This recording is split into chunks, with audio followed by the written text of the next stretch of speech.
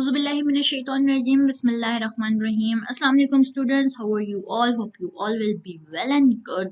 तो स्टूडेंट आज का जो लेक्चर होने वाला है वो होने वाला है हमारा चैप्टर 7 पे, जिसके हमारे लास्ट 2 टॉपिक्स रह गए हैं। सेकंड लास्ट टॉपिक को डिस्कस करेंगे जो कि है इमेजेस एंड बैकग्राउंड्स का। आज हम समझेंगे कि किस तरह से हम HTML में इमेजेस एंड बैकग्राउंड्स को इंसर्ट कर सकते हैं। So let's start without wasting our time. So images and backgrounds.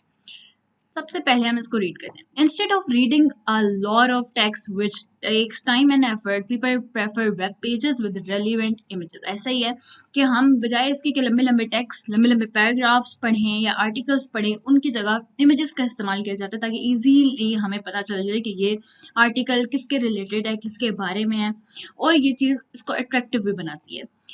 Images can be of great value in a web page. Images attract attention and provide an easy way to improve the visitor's experience of a web page. ऐसा ही है कि वो images attract करती हैं user को, जो भी यूज़ कर रहा है, जो भी वेब पेज पे आया विजिटर है, उनको अट्रैक्ट करती हैं कि वेब पेज पे वो अपना कैसा एक्सपीरियंस बना सकते हैं। आगे चाहता है adding image in a web page. अब हम सीखेंगे हम किस तरह से ऐड कर सकते हैं इमेजेस को। द इमेज टैग IMG, ये टैग है जो हम यूज करेंगे पूरे HTML में इमेजेस को इंसर्ट करने के लिए। विद इट्स SRC भी यूज होता है। SRC होता है, हम आगे भी पढ़ेंगे, SRC का मतलब होता है सोर्स के वर्ड से निकला है SRC। बट SRC हम यूज क्यों करते हैं? ताकि हम अपनी इमेजेस को जहाँ पे भी वो लोकेट होती हैं उनकी लोकेशन हम HTML को बता सकें, इसलिए हम SRC यूज करते हैं। किस तरह से करते हैं वो आगे पढ़ेंगे। Attribute is used for displaying an image in a web page. जब भी हमने वेब पेज पे कोई इमेज डालनी होती है उसके लिए हम SRC का यूज करते हैं। Image is not part of HTML file, ऐसा ही है, वो HTML फाइल का पार्ट तो नहीं होती है। It is a separate file stored in computer's memory. वो एक सेपरेट फाइल के नाम पे एक सेपरेट फाइल, एक सेपरेट चीज़ है जो कि कंप्यूटर में स्टोर होती है। अब आ जाते हैं इमेज के टैग पे। ये टैग है इमेज का, image IMG tag. It is the HTML tag that inserts an image in a web page. ठीक है, ये ऐसा टैग है जो कि इमेज को इंसर्ट करवाने में वेब पेज के ऊपर हेल्प करता है HTML की। It has attributes but no closing tag. ठीक है, इसके एट्रीब्यूट्स तो बहुत सारे होते हैं, जैसे कि इमेज का कलर होता है, इमेज के बॉर्डर्स होते हैं, उसकी हाइट, विड्थ, ये सारी चीज़ें होती हैं, लेकिन इसका कोई क्लोजिंग टैग नहीं होता जैसे कि हम बाकी सबके करते हैं। इस तरह से क्लोज करते हैं, IMG को क्लोज नहीं कर सकते, तो ये चीज़ इसकी नहीं होती है, ये याद रखने वाली बात है। देन हमारे पास आ जाता है SRC attribute. It stand for source, जैसे मैंने आपको पहले भी बताया। It tells the browser where the image file is located. ये ब्राउजर को बताता है कि कहाँ पे इमेज की जो फाइल है वो लोकेटेड है, वो कहाँ पे, डेस्कटॉप पे पड़ी है, किसी और ड्राइव में पड़ी हुई है, तो कहाँ पड़ी है वो सब कौन बताता है? SRC का attribute. IMG tag has many attributes but SRC is the most important one. ठीक है, SRC सबसे ज़्यादा इंपॉर्टेंट होता है, जबकि IMG टैग जो होते हैं इसके बहुत सारे एट्रीब्यूट होते हैं, जैसे मैंने आपको पहले भी बताया, उसकी हाइट हो सकती है, उसके बॉर्डर्स हो सकते हैं, विड्थ, साइज, और ये सब कुछ हो सकता है। देन हमारे पास आ जाता है आगे इसकी डिमॉन्स्ट्रेशन। ठीक है, एक डॉक्यूमेंट है, डिमॉन्स्ट्रेट करता है how to display an image in a page, कि हम पेज पे कैसे इमेज डाल सकते हैं। Assume that the image file mosk.jpg, ये नाम है, किसका नाम है? इमेज का नाम है। इमेज हमेशा या तो JPG में होती है या तो JPEG में होती है। ठीक है, तो या PNG में भी हो सकती है। तो mosk.jpg एक इमेज का नेम है जो कि एक फाइल पड़ी हुई है, and the HTML document are in the same folder. एक ही फोल्डर है जिसके अंदर HTML का डॉक्यूमेंट भी पड़ा हुआ है और यही जो है इमेज वो भी उधर ही पड़ी हुई है। अब उसके लिए हम क्या लिखेंगे? सबसे पहले हम लिखेंगे HTML, जो हम ऑलरेडी लिखते आ रहे हैं। देन हेड होता है, हेड के अंदर हम टाइटल देंगे, टाइटल उसने दे दिया इंसर्टिंग इमेज, हम कोई भी टाइटल दे सकते हैं। Then head close body. अब बॉडी में आ जाएगा कि हमने इमेज इंसर्ट करनी है, हमेशा इमेज इंसर्ट करनी है, बैकग्राउंड कलर देना, वो सारा बॉडी के ही सेक्शन में आएगा। अब बॉडी का टैग लगाया, उसके बाद इमेज का टैग IMG, इसको स्टार्ट किया, देन आगे लिखा SRC क्यों लिखा? बिकॉज ऑफ लोकेशन, हमने उसकी लोकेशन देनी है। लोकेशन मतलब कि उसका नेम देना है।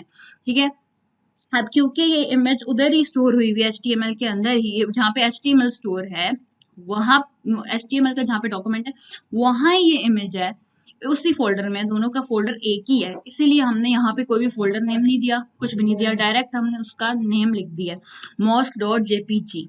ठीक हो गया। तो आगे इसको इस तरह से क्लोज कर दिया एंड अगेन IMG का कोई क्लोजिंग टैग अलग से नहीं होता, then body close and HTML close. अब यहाँ पे क्या होगा, IMG SRC की वजह से वो जो भी पिक्चर है ये वाली इस नाम की, वो उस नाम की पिक्चर को डेस्कटॉप पे या फिर जहाँ पे भी जिस फोल्डर में वो पड़ी हुई है उसको सर्च करेगा और वो क्या करेगा वहाँ पे पेस्ट कर देगा। जैसे कि यहाँ अ ब्राउजर विंडो विल डिस्प्ले, अब यहाँ पे ये इमेज डिस्प्ले होगी जो कि फैसल मौस की पिक्चर है। ठीक है, आगे आ जाते हैं। आगे आ जाता है adding border to an image. अब इसी इमेज पे वो बॉर्डर लगानी सिखाइए, ये हम प्रैक्टिकली भी अभी करते हैं। Border is a box of lines that is around the boundary of an image. A border can be set around an image using the border attribute in the IMG tag.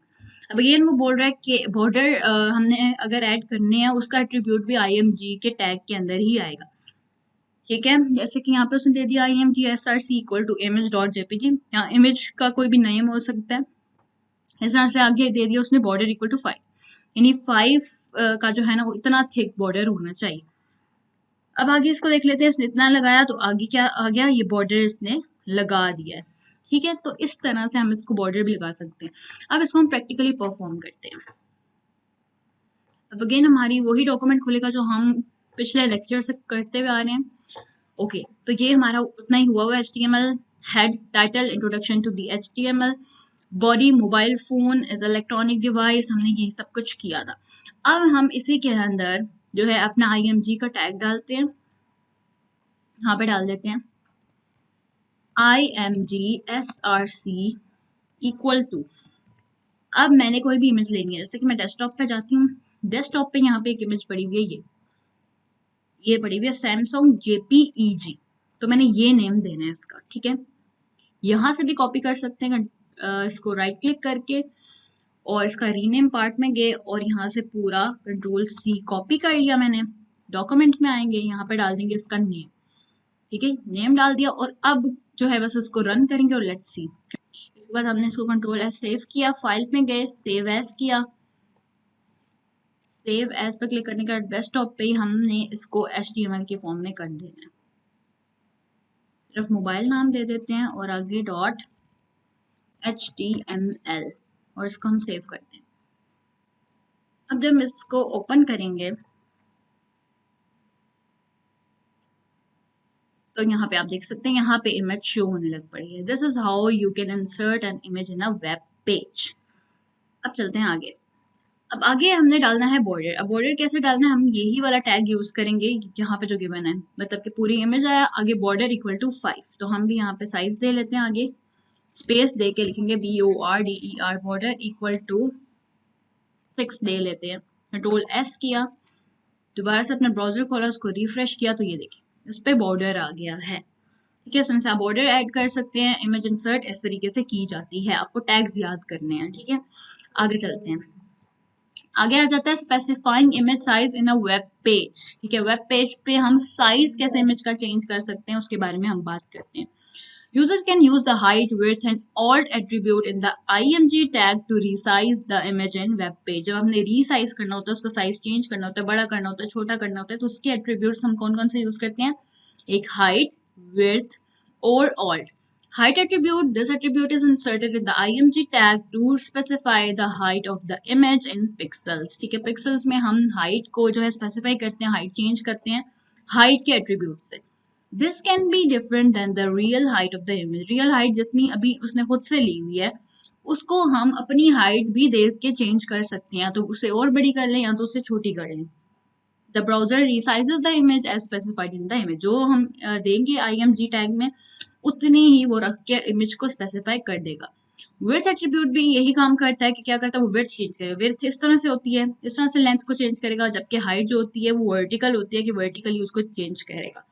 Width क्या करती है, width horizontally करती है, जबकि height क्या करती है, वो वर्टिकली उसको रिसाइज करती है। Alt attribute, if for some reason the browser can not display an image, the user can insert the alt attribute in the image tag to tell the reader what image is missing in the page.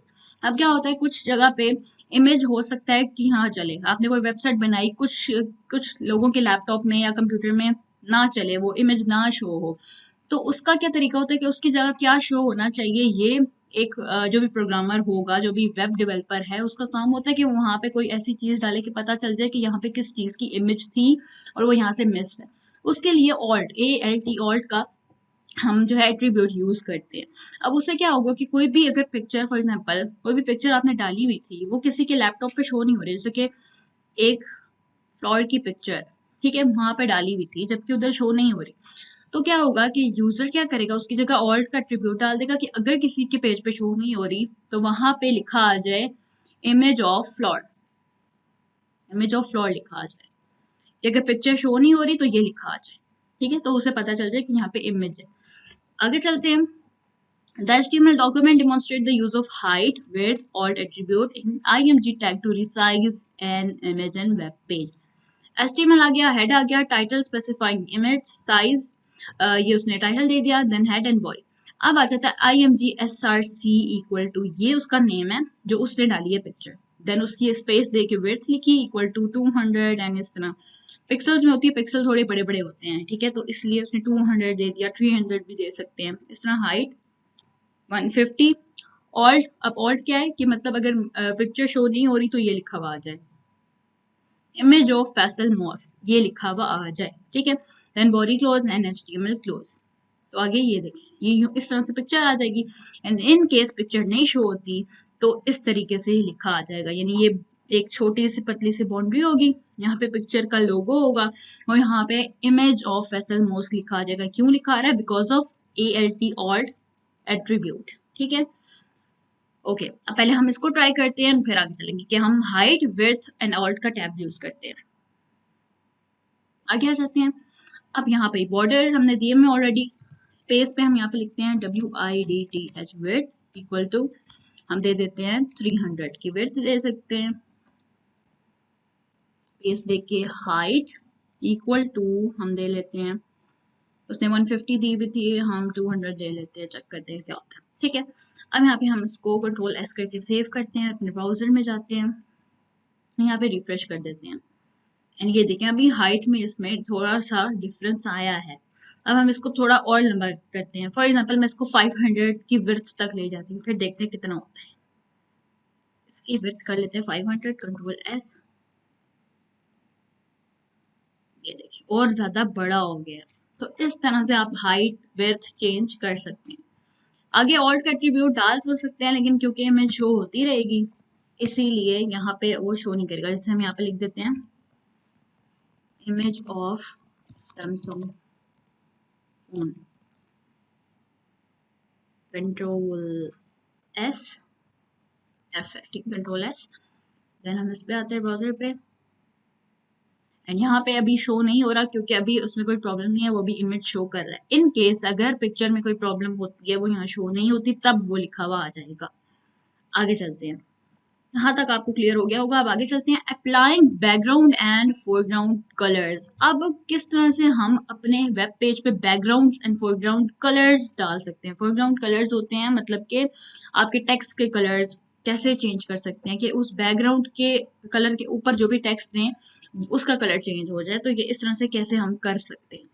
To apply a background colour in a page, insert the BG colour attribute. अब एक कौन सा attribute है? BG colour, B से back and G से ground, background colour attribute and foreground colour, ठीक है। Insert text attribute, ठीक है, अगर हमने फोरग्राउंड कलर के लिए डालना है तो फिर हम क्या इंसर्ट करेंगे? टेक्स्ट का एट्रीब्यूट।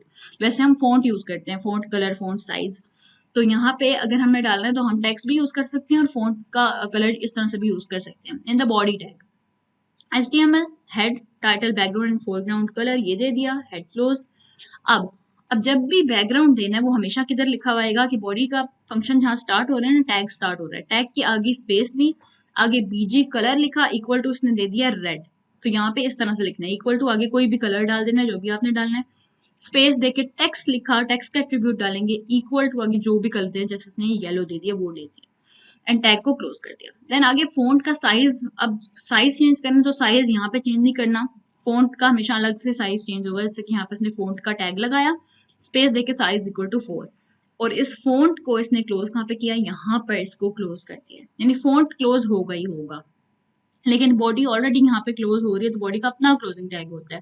लेकिन ये जो चीजें हैं ये सारी चीजें कहाँ पे होंगी, जो भी हम इसमें राइट करेंगे वो सारा जो है इसका कलर ये हो जाएगा। अब एक और तरीका इसमें क्या होता है कि एक तो टेक्स्ट का कलर हमने यहाँ येलो डाल दिया, दूसरा हम यहाँ पे भी दे सकते हैं कि हम यहाँ पे ना दें, हम डायरेक्ट यहाँ पे दे दें कि साइज स्पेस दे के आगे लिख दें COLOR, जैसे हम पहले कर रहे थे, कलर इक्वल टू येलो या जो भी कलर देना है वो दे ले, तो इस तरह से भी हो जाएगा। लेकिन क्या होगा कि अगर हम इधर दे रहे हैं तो जहां तक ये क्लोज हो रहा है, यहाँ तक क्लोज हो रहा है तो इधर से लेके इधर तक ही का येलो रहेगा। जबकि अगर यहाँ दे रहे हैं ना टेक्स्ट, यहाँ टेक्स्ट इक्वल टू टेक्स्ट का कलर हम जो भी दे रहे हैं, तो फिर क्या होगा, ओवरऑल जितना भी हम डाटा लिखें, फॉर एग्जाम्पल फॉन्ट के इस बाद भी हम जो भी चीज लिखेंगे ना उसका कलर भी वो ही रहेगा।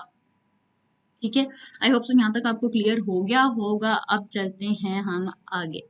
ठीक है, तो इस तरह से हम बैकग्राउंड डाल सकते हैं। हम यहाँ बैकग्राउंड डाल के भी देख लेते हैं। ठीक है, बैकग्राउंड का कलर चेंज करते हैं फिलहाल।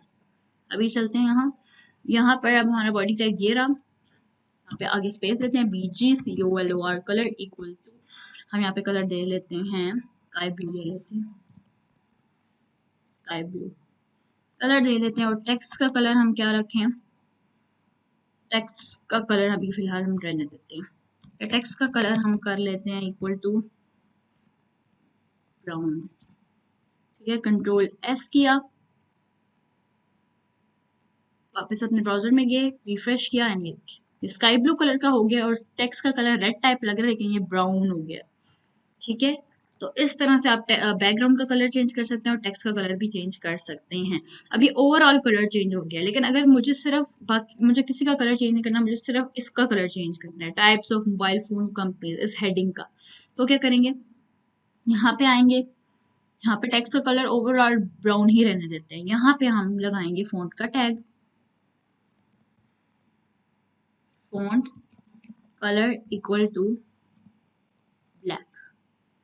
ठीक है, और यहाँ पे हम इतना कर देते हैं फॉन्ट को Ctrl+S किया, ब्राउजर में आए, सेव किया, तो यहाँ पे देखिए mobile phone is an electronic device, इसका कलर चेंज हो गया क्योंकि हमने इसी के साथ लगाया। ये देखिए यहाँ पे हमने किसका लगाया, mobile phone is an electronic device, इसका कलर चेंज हो गया है क्योंकि यहाँ पे हमने फॉन्ट कलर लगाया सेपरेटली और यहाँ तक फॉन्ट क्लोज कर दिया। ओवरऑल बाकी सबका ब्राउन ही रहा। ठीक है, तो इस तरह से आप क्या कर सकते हैं, कलर्स को डिफरेंटली चेंज कर सकते हैं। आगे चलते हैं। आगे ये इसने यहाँ पे शो कर दिया कि पीछे इसने रेड कलर दिया था तो बैकग्राउंड रेड हो गया एंड टेक्स्ट येलो हो गया।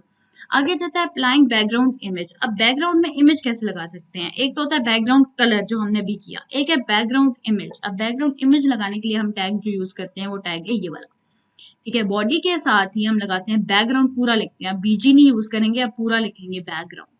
बैकग्राउंड इक्वल टू, आगे हमने इन्वर्टेड कॉमर्स में इमेज का पूरा जो भी नाम है image.jpg नाम दे देना है। If the image is smaller than the browser window then it will repeat itself till the entire window is filled. अगर इमेज बहुत छोटी होगी, इतनी सी है, लेकिन पेज जो है हमारा इतना है, तो वो कहता है वो बार बार उसी इमेज को रिपीट करेगा, वो इधर इधर इधर इधर, मतलब पूरा एंटायर पेज फिल करने के लिए पूरी इमेजेस डालता जाएगा जब तक पूरा पेज फिल नहीं हो जाता।